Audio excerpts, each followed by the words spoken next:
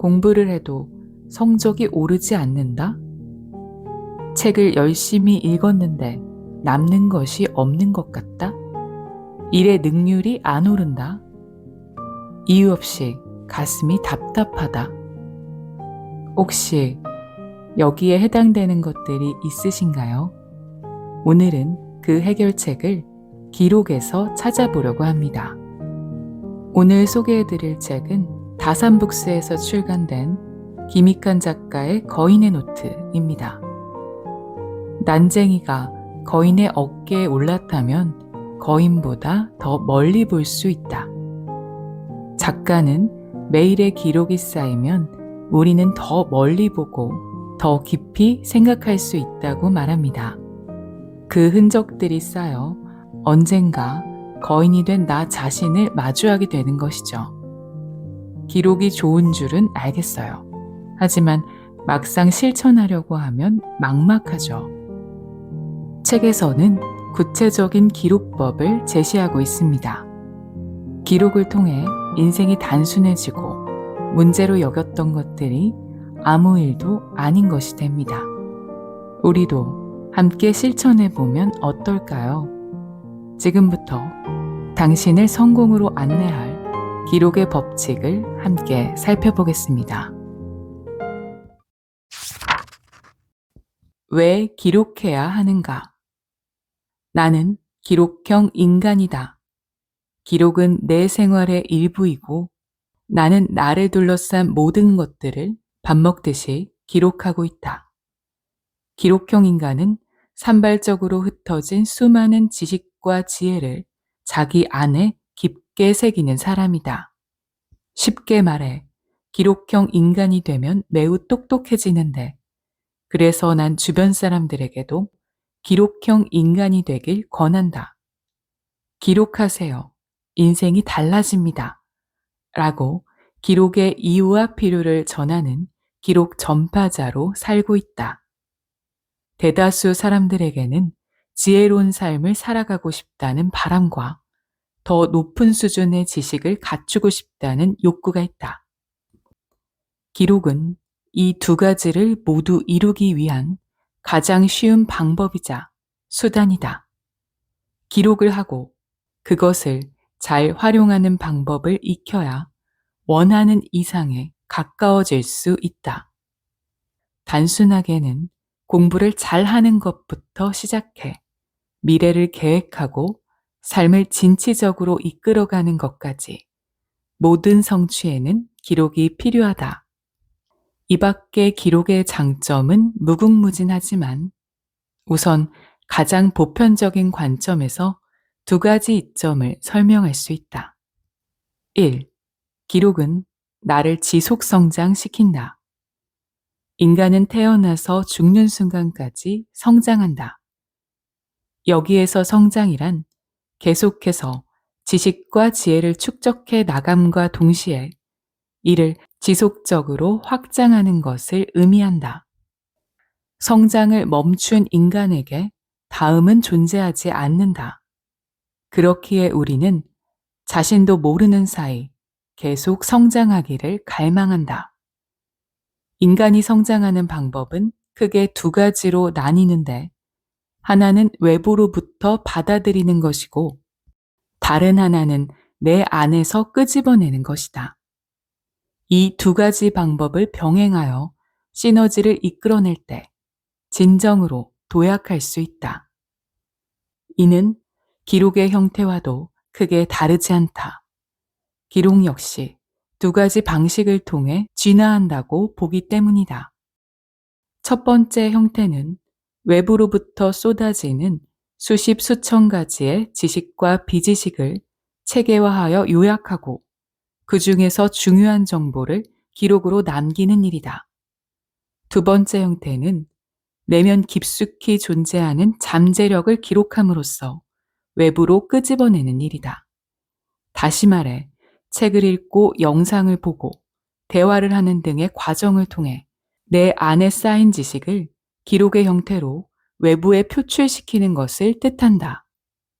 이 두 가지 기록의 형태가 톱니바퀴처럼 맞물리는 순간 기록의 효용이 높아지고 지적으로 풍요로운 삶을 누릴 수 있게 된다. 2.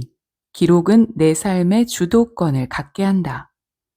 삶의 주인이 된다는 것은 삶의 자유를 얻는다는 것과 같다. 언뜻 생각하면 잘 이해되지 않을 것이다.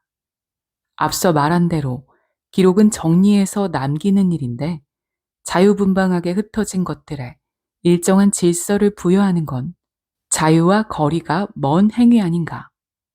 결론부터 말하자면 전혀 그렇지 않다.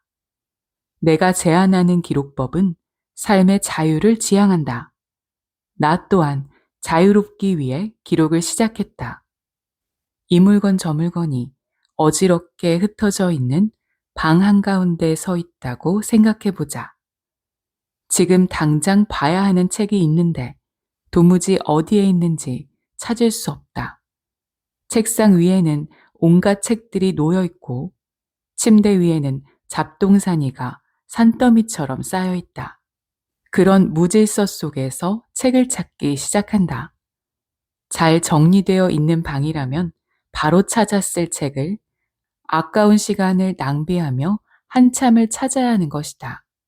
심지어는 결국 못 찾게 될 수도 있다. 이제 질문을 해보겠다.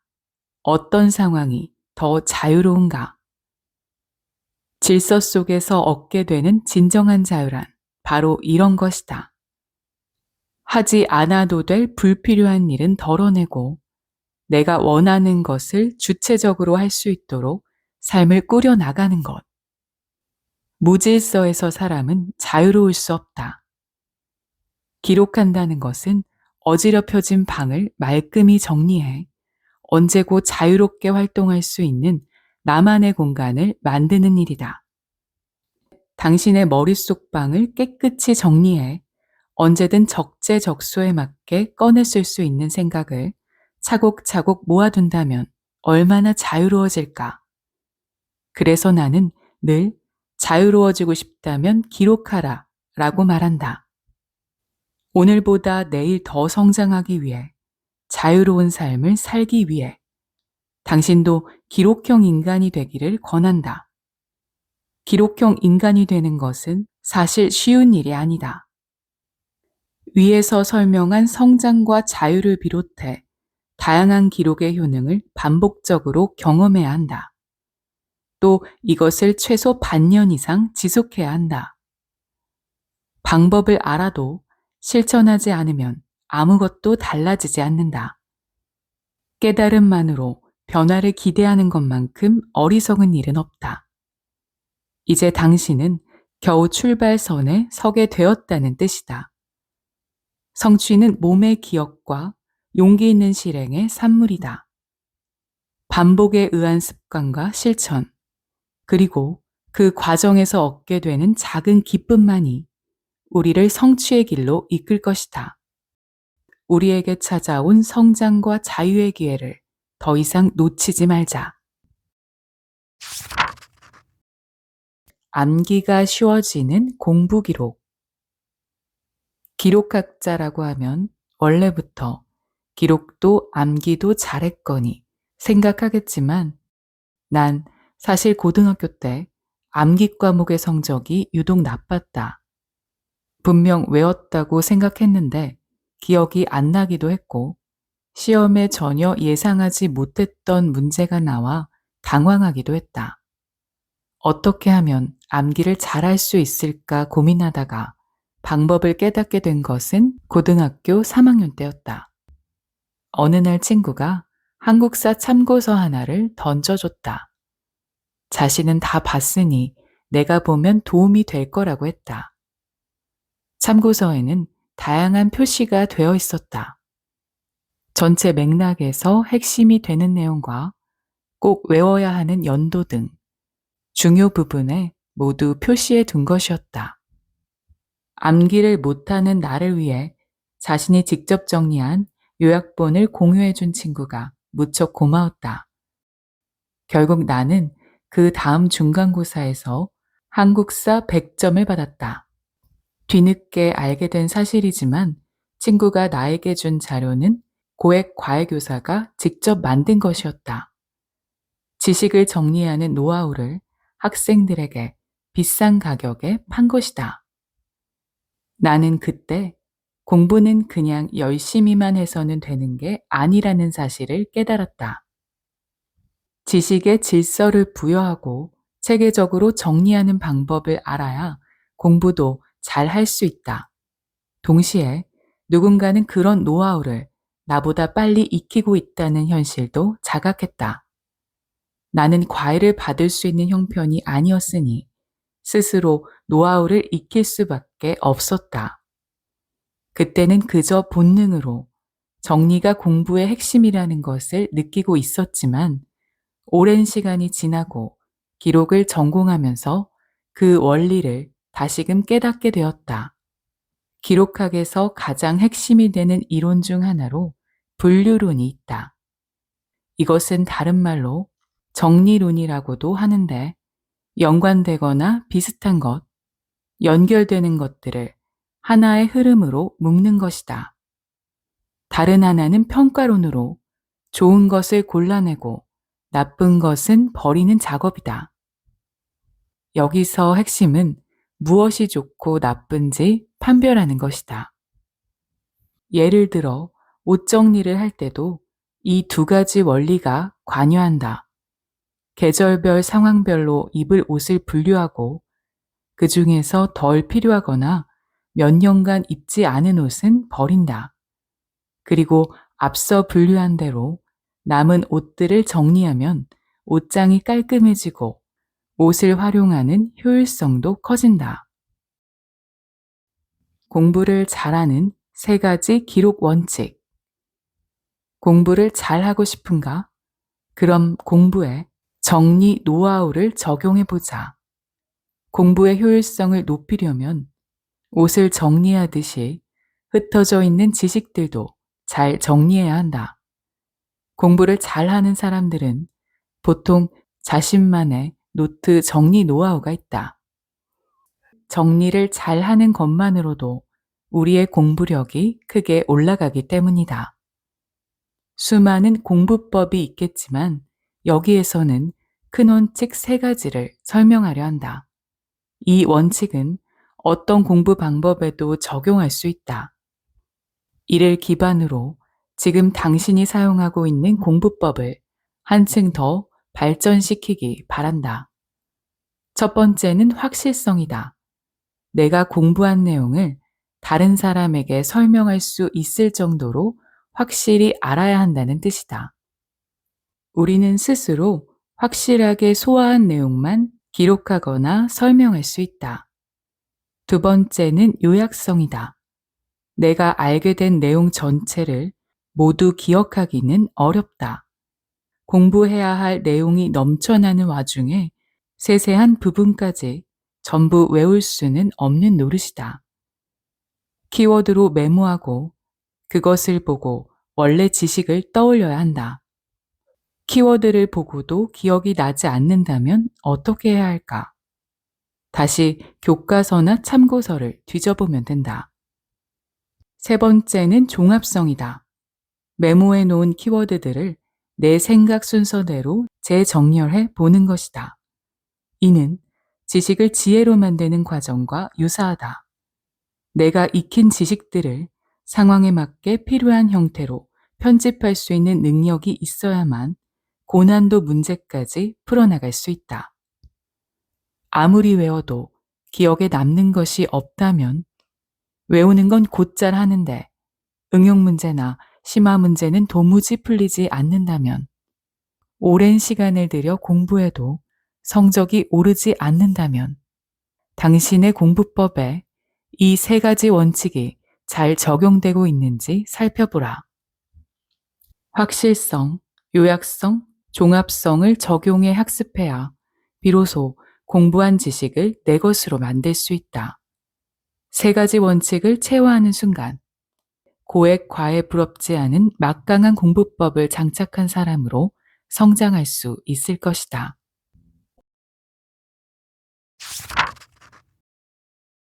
책을 자기화하는 최고의 방법.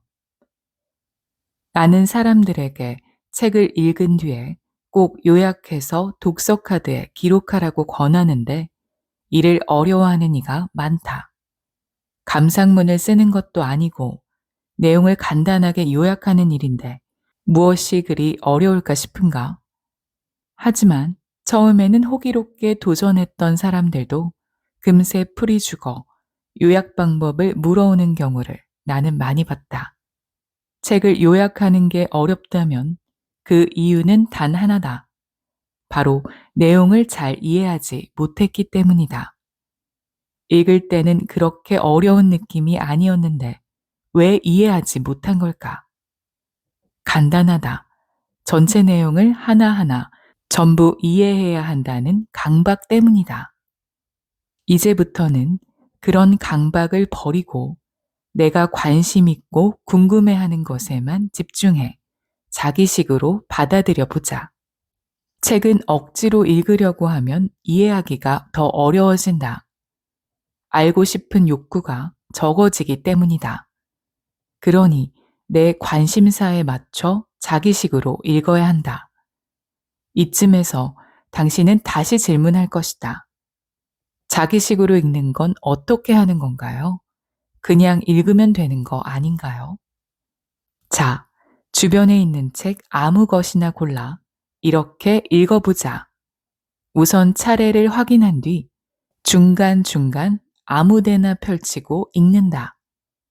10에서 20분 정도 손 가는 대로 쭉쭉 넘기면서 읽다 보면 이 책이 어떤 이야기를 다루고 있는지, 내가 관심 가는 건 무엇인지 대충이나마 눈에 들어온다. 그러면 그 중에서 관심이 가는 장이나 절부터 읽기 시작한다. 이몽택 작가의 90년생이 온다를 예로 들면 내가 이 책의 차례를 보고 가장 관심이 갔던 건 3부 3장의 90년대생 마음 사로잡기였다. 그래서 그 부분부터 읽어나갔다. 그 다음엔 90년대생이 어떤 사람들인지 궁금해졌다.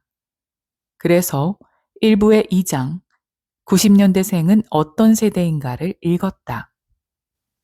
이런 식으로 궁금증을 이어나가면 책 한 권을 전부 읽는 게 크게 어렵지 않다. 내용을 문단별로 읽어내려갈 때도 모든 것을 다 이해하고 기억하려고 해서는 안 된다. 눈에 들어오는 것, 내 마음에 와닿는 것 위주로 읽고 나머지는 건너뛰어도 괜찮다. 읽으면서 중요 키워드에는 동그라미 표시를 하고 꼭 기억할 필요가 있겠다 싶은 부분에는 밑줄을 그어보자. 이때도 읽는 동시에 바로 표시하는 게 아니라 몇 쪽을 읽고 맥락을 파악한 뒤에 표시하는 것이 좋다. 그 다음은 키워드 위주로 메모할 차례다. 메모는 노트에 해도 되고 책 여백을 활용해도 된다.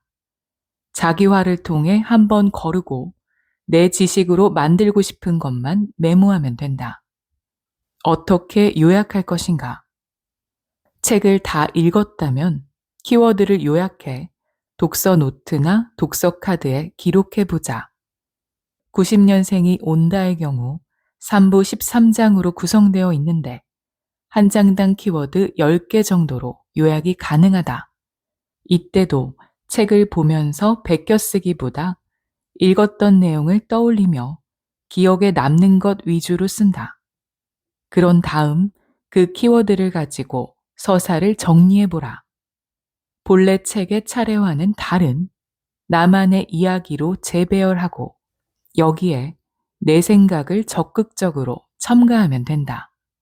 이렇게 정리한 내용은 쉽게 잊히지 않을 뿐더러 다른 책을 읽을 때 배경 지식으로 활용할 수도 있다.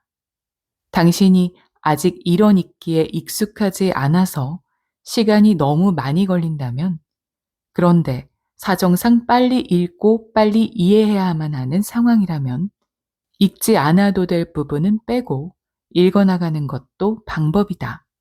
책을 처음부터 끝까지 다 읽어야 한다는 법은 없다. 이렇게만 해도 책 내용 중 여러분이 궁금했던 부분은 모두 기억할 수 있게 될 것이다. 그 책의 내용을 인용하거나 타인에게 설명하는 것도 가능해진다. 책을 읽고 얻은 지식이 온전히 내 것으로 체화되는 것이다. 이처럼 어떤 정보라도 나만의 논리로 구성하면 서사가 생긴다. 책에 담긴 지식을 자신의 서사로 만들어가는 것이 내가 생각하는 진정한 독서의 과정이다. 핵심 키워드를 찾아낸다는 건 감각적 행위다. 이거 좋네. 혹은 이거 중요한 것 같은데 하는 것들을 감각적으로 선택해서 적기 때문인데 이것들을 바탕으로 서사를 꾸려갈 때는 이성적이고 논리적인 사고가 필요하다. 당신의 감각과 이성을 믿어라. 분명 멋진 서사가 완성될 것이다. 무의식을 어떻게 기록하는가? 당신은 스스로 고치고 싶은 습관이나 행동이 있는가? 60년 넘게 살아오면서 나에게도 고치고 싶은 면들이 많았다. 그때마다 습관을 바꾸거나 행동을 고치기 위해 부단히 노력해왔다. 생각이 얼마나 중요한지 깨닫게 되면서부터는 몸에 익은 행동을 바꾸고 싶다면 먼저 무의식을 들여다봐야 한다는 것도 알게 되었다. 우리의 행동 이면에는 무의식이 있고 이 무의식을 기반으로 생각한다. 생각은 다시 행동으로 이어지고 행동하면 경험을 얻는다. 그 경험이 쌓여서 다시 무의식을 형성한다. 그러므로 자신이 왜 이런 생각을 하는지 궁금하거나 행동을 고치고 싶다면 무의식을 들여다봐야 하는 것이다. 무의식을 들여다보고 싶다면 무의식을 기록하라. 기록을 통해서 무의식을 완전히 밝혀내는 것은 어렵지만 그에 근접한 효과는 충분히 얻을 수 있다. 무의식을 어떻게 기록할 수 있을까? 바로 지금의 상황, 나의 감정, 과거의 경험, 세 가지를 기록하면 된다. 내 이야기를 하자면 나는 어릴 때부터 무엇인가 시작하려고 하면 항상 두려운 마음이 앞서는 나쁜 습관이 있었다. 지금의 나를 아는 사람이라면 깜짝 놀라겠지만 한때는 두려움 때문에 많은 기회를 놓치고 살았다. 시험을 보기 전에도 새로운 사람을 만나러 갈 때도 이야기하거나 발표할 때도 그랬다. 마음속에 생긴 두려움은 무엇이든 과감하게 도전하는 것을 주저하게 만들었다. 특히 이런 성격은 고등학교 2학년 때까지 이어졌는데 그때 내가 기록을 이용해 극복했던 방법을 소개한다. 무의식을 기록하면 생기는 일. 우선 노트를 반으로 나눠서 한쪽에는 내가 두려움을 느끼는 상황에 대해서 적는다. 다른 한쪽에는 그것과 연관됐을 것 같은 과거의 기억들을 적는다. 예를 들어 시험을 보기 일주일 전인데 벌써부터 가슴이 답답하고 두려움이 밀려온다. 시험 공부를 시작해야 하는데 두려움에 매몰되어 손을 놓고 있다. 이 상황과 마음을 메모하는 것. 이것이 바로 마음을 들여다보는 것이다. 마음을 들여다봤더니 시험 결과가 잘 나오지 않을 것 같은 두려움이 있었고, 내가 시험을 잘 준비할 수 있을지에 대한 두려움도 있었다. 어쩌면 나에게는 애초에 시험을 잘 보려는 의지가 없어서 두려움을 합리화의 수단으로 이용한 것은 아닌지 의심도 된다. 내 마음이 과연 어느 쪽에 있는지 이렇게 자꾸 들여다보면서 발견하는 것이 첫 번째다. 내가 이런 방식으로 생각하게 된 데에는 과거의 어떤 경험들이 연관되어 있을 수 있다. 어릴 적 경험도 좋고 최근의 경험도 좋다. 어떤 경험이 나의 무의식 형성에 영향을 미쳤을지 가능성을 떠올린 다음에 그것을 메모하는 게 두 번째다. 세 번째는 조금 시간이 지난 다음에 해야 하는데 메모를 분류하는 것이다. 두려운 상황이 생길 때마다 메모하자. 메모가 쌓이면 그것을 1. 상황의 종류, 2. 두려움의 종류, 3. 상황별 두려움의 원인이 된 과거 경험으로 분류해보자. 아, 나의 이런 경험 때문에 부정적인 무의식이 생겼구나 하고 나름대로 문제를 진단해 볼 수 있게 된다. 그것이 완전한 정답은 아니지만 스스로를 되돌아보는 계기를 만들어주는 데에는 아주 효과적이다. 머릿속을 명료하게 만드는 방법. 이 과정을 3개월 정도 반복한 결과 내가 시험을 두려워했던 이유는 공부를 했음에도 점수가 나오지 않았을 때 스스로에게 실망하게 되는 것이 무서웠기 때문이었다.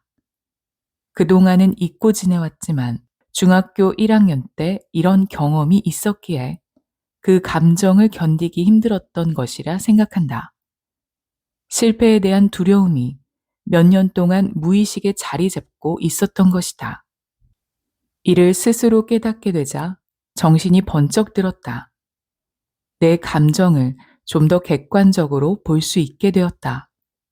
실패에 대한 두려움으로 시작조차 하지 않는다는 것이 얼마나 비효율적이고 한심한 일인지도 알게 되었다. 물론 두려움이 한 번에 사라진 것은 아니지만 차차 나아진 것만은 분명하다. 당신도 충분히 할 수 있다. 생각이란 명료한 것이 아니다. 우리 생각은 흐리멍텅할 때가 정말 많다. 상반되는 생각이 머릿속에 동시에 있기도 하다. 그러므로 명확한 생각을 가지고 행동하는 경우는 그다지 많지 않다는 점을 명심하자. 당신의 머릿속이 복잡하다고 해서 행동을 하기까지의 고민 시간이 길다고 해서 잘못된 것은 아니다. 시간이 조금 더 걸리더라도 생각을 기록하면서 좀 더 명료하게 만들어 나가면 된다.